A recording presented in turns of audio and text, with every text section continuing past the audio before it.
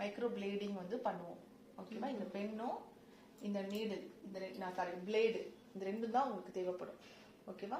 மேலே இப்படி நம்ம திருக்கிட்டோம் அப்படின்னா இது ஓப்பன் ஆகிடும். உடனே இதை வந்து நம்ம உள்ள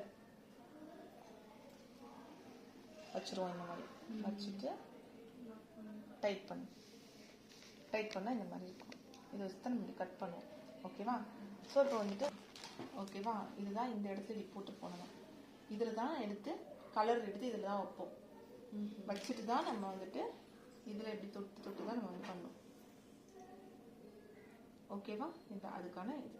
ஸோ இதை வச்சு நம்ம பண்ணும்போது என்ன நடக்கும் அப்படிங்கிறது எதுக்காக நான் வந்து இப்போ இதை சொல்ல வந்தேன்னா, ஃபஸ்ட்டு வாட்டி நம்ம வந்துட்டு இப்போ வந்துட்டு இப்படி நான் வந்துட்டு ஒரு கட் பண்ணுறேன். ஓகேவா? இப்படி கட் பண்ண என்ன ஆகும் அப்படின்னு பார்த்தீங்கன்னா, அது கட் பண்ண இடத்துல இங்கு போகும். ஆனால் அது பிளாக் கலர் தானே. ஸோ அதுக்கு சுற்றி இருக்கிற இடத்துலையுமே அது இங்கு வந்து பற்றும் படதான் செய்யும். ஸோ உங்களுக்கு பக்கத்தில் இடம் இருக்கா இல்லையாங்கிறதே உங்களுக்கு தெரியாது. ஓகேவா? ஃபர்ஸ்ட் வாட்டி அப்படி பண்ண முடியாது. இப்போ நான் இந்த இடத்துல பண்ணுறேன்னா இந்த சுற்றியே இங்கே ஆகிடும்.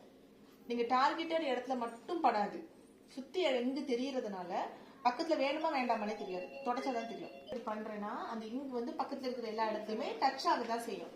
ஓகேவா? நம்ம கட் பண்ணுறது வெரி சின்ன இடம் தான். ஆனால் மற்ற இடத்துலலாம் டச் ஆகுறதுனால உங்களுக்கு பக்கத்தில் வேணுமா வேண்டாமனே உங்களுக்கு தெரியாது, தொடச்சாதான் தெரியும். அதனால தான் முதல்ல பண்ணும்போது தூரமாக பண்ண சொல்கிறேன். ஓகேவா? முதல்ல இப்போ இந்த இடத்துல நான் பண்ணுறேன்.